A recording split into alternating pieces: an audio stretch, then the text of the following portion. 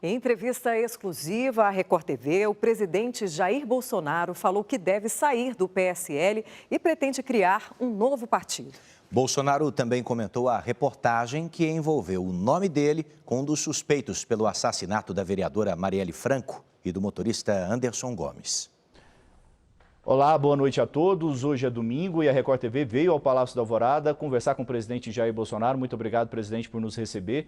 Eu gostaria de começar a entrevista falando sobre o depoimento do porteiro que ligou o nome do senhor aos assassinatos de Marielle Franco e Anderson Gomes. O senhor apresentou provas de que nesse dia estava aqui em Brasília e também gravações lá da portaria do condomínio desmentem a versão do porteiro. Esse caso, para o senhor, está encerrado ou não? Não, não está encerrado não. Por quê? O nosso advogado-geral da União já determinou o PGR, Procurador-Geral, que tome depoimento do porteiro, bem como dos servidores públicos, no caso, o delegado da Polícia Civil, e levando-se em conta em que circunstância isso tudo veio a ocorrer. Porque não pode, uma emissora de televisão, como a Globo, joga um balde de coisa suja em cima de mim, tá? Com aquela matéria da semana passada. E depois fica por isso mesmo? Não. Primeiro, a Rede Globo também tem que explicar quem é que vazou um processo que corria em segredo de justiça para eles. Eu fiquei sabendo disso dia 9 agora. Agora você pode falar, eu agi em desacordo com a lei? Eu fiquei sabendo através do governador Wilson Witzel. Eu estava num jantar, numa quarta-feira, por volta de 9 da noite, quando o governador chegou lá. Eu me surpreendi com ele, porque não é natural um governador estar em Brasília numa quarta-feira, não é natural, mas tudo bem. E ele se assustou comigo, me chamou num canto e disse que o processo está no Supremo. Eu falei, que processo? O processo da Marielle. O que eu tenho a ver com isso? O porteiro declarou que por volta de 17 horas, de 14 de março do ano passado, tá, um dos possíveis executores da Marielle se encontrou com outro no condomínio, mas ele teria ido na sua casa. Ficou por aí a conversa, eu fiquei surpreso. Primeiro que o governador não tinha que ter acesso ao processo. E ele não posou de bonzinho comigo, não. Ele já sabia, porque muita coisa estava vazando já, que a perseguição dele contra a minha família, eu, meus filhos e quem está do meu lado. Ele tem usado a máquina pública para me perseguir. E o fato em si está comprovado, quarta-feira. Geralmente o parlamentar está em Brasília, podia até não estar, mas estava em Brasília, comprovado em vários momentos que eu botei o dedo no painel de votação ou de presença da Câmara dos Deputados. Então eu sou uma pessoa que sou constantemente perseguida e comprovo, como esse último caso da senhora Marielle Franco.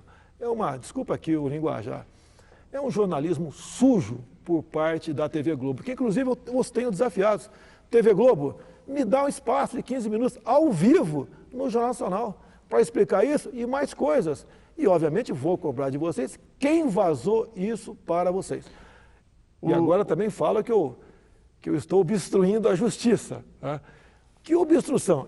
Apenas eu falei com meu filho, ele foi na portaria, coisa que qualquer um dos 150 moradores do condomínio podem fazer, colocou a data 14 de março do ano passado e todas as ligações para minha casa e para a casa dele, ele simplesmente botou o áudio, né, e filmou esse áudio, nada mais além disso. O senhor foi procurado pela produção da TV Globo enquanto essa matéria era feita?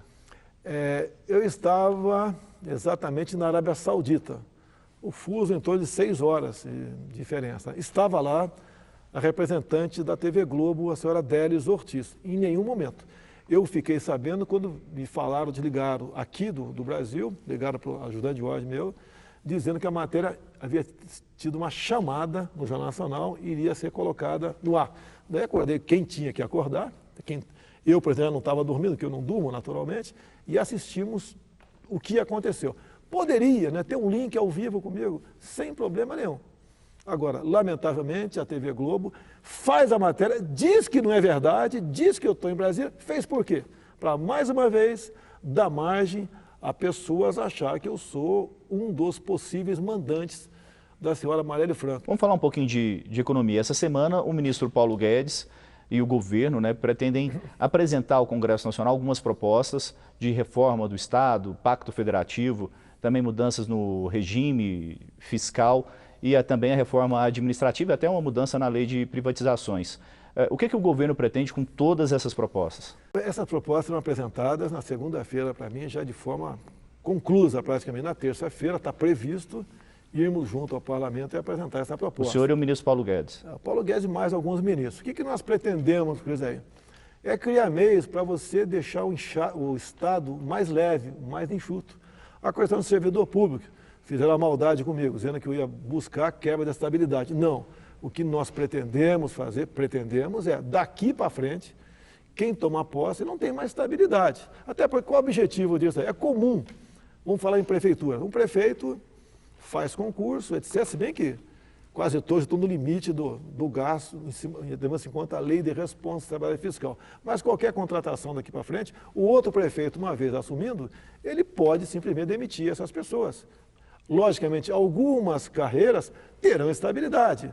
Como veio um delegado da Polícia Federal conversar comigo essa semana, acolhi o seu posicionamento, a Polícia Federal, a Polícia Rodoviária Federal, entre algumas outras forças armadas, não terão essa estabilidade quebrada. Afinal de contas, você não pode formar um garoto na Academia Militar das Agulhas Negras por 4 anos, para especificamente ser militar. O cara é Forças Especiais, é comandos, é paraquedista, simplesmente mandar embora. Você não pode fazer isso. Dentro da proposta se fala em desvinculação de receitas.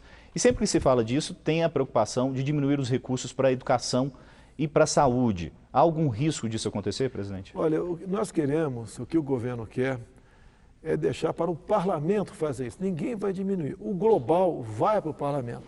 E o parlamento pode decidir se vai dar mais ou menos para a saúde e educação, compensa um com o outro. Que por vezes você tem num determinado ministério, você é obrigado a gastar uma quantidade que não é necessário. Então a ideia é o parlamento que vai continuar gerindo para onde vão esses recursos. Ou seja, a responsabilidade integral pelo orçamento passa a ser da Câmara e do Senado. Nós, o Executivo, estamos abrindo mão disso. Você quer coisa mais democrática do que isso? Estamos abrindo mão disso. Ninguém vai sumir com o recurso vai para o parlamento, ele vai decidir o que tem que fazer. Nesse momento, o senhor vive um racha dentro do partido do senhor, que é o PSL. O senhor teme dificuldades de aprovação dessas propostas por conta desse momento político?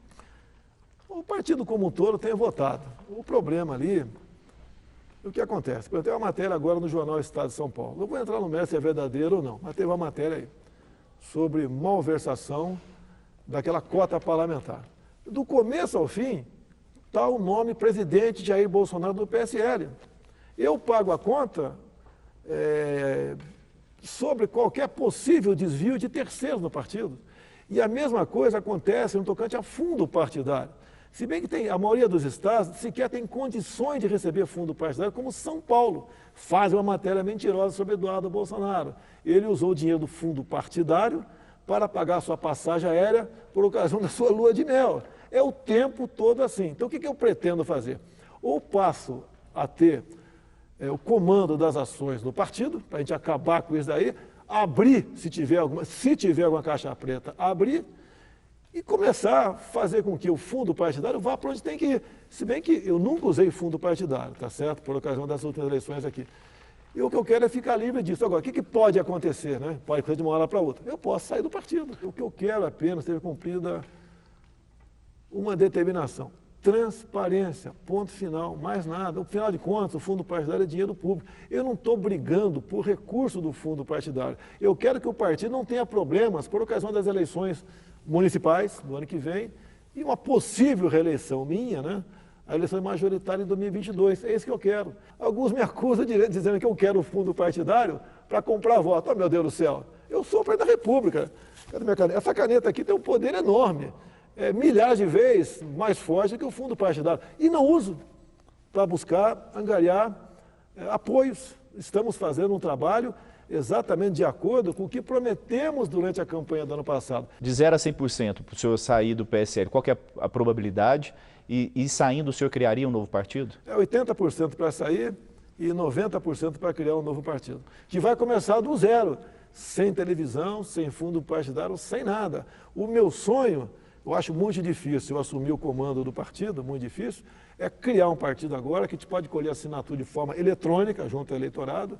Até março teria um partido e eu teria ali, dos quase 6 mil municípios, né, talvez umas 200 candidaturas pelo Brasil. Estaria feliz com isso, porque teria como escolher realmente, de fato, quem concorreria àquela prefeitura.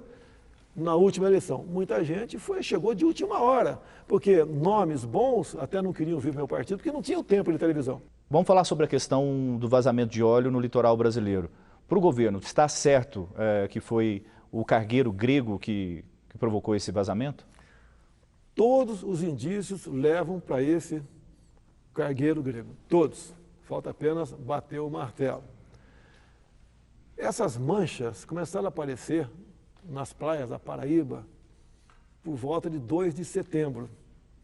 Desde aquele momento, ninguém podia imaginar o tamanho da catástrofe. As Forças Armadas, IBAMA, ICMBio, prefeituras, voluntários começaram a fazer a limpeza das praias.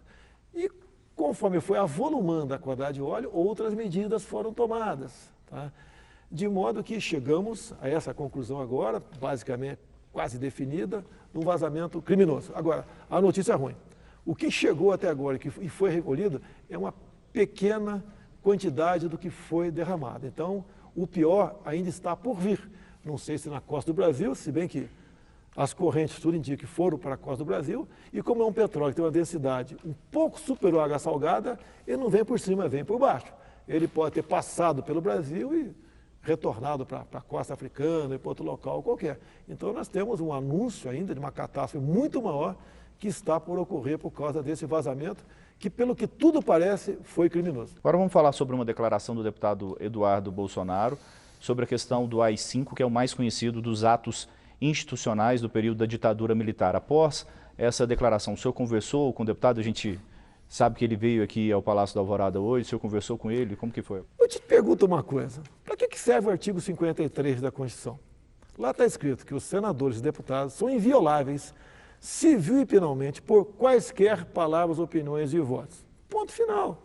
Agora, foi infeliz o garoto, puxei a orelha dele, porque falou AI-5, tivesse falado outra coisa qualquer, 10, mas o pessoal aproveita e tudo que a gente faz se potencializa. Digo, deixa bem claro, os meus filhos não me atrapalham. Sempre se fala que o problema são os filhos do senhor. Como o senhor vê esse tipo de... Muito pelo contrário, eles têm me ajudado muito, né, a identificar pessoas que não estão na nossa linha. Acontece, algumas onerações foram feitas no passado, trabalho que um ou outro faz, orienta, nesse sentido. Ninguém vive dentro do Palácio dizendo o que eu tenho ou não que fazer.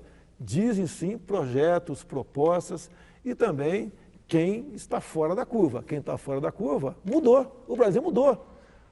Até há pouco tempo era um país onde a família não existia, onde a ideologia de gênero era uma marca, tá certo? Onde a meritocracia também não existia, mudou. É um presidente agora que respeita o Estado laico, mas é cristão. É um presidente, um governo que respeita a família. Se alguém não estiver nessa linha, vai esperar no futuro o PT voltar e vai integrar esse gabinete no futuro, não no meu atual. Presidente, obrigado pela entrevista, boa noite. Boa noite.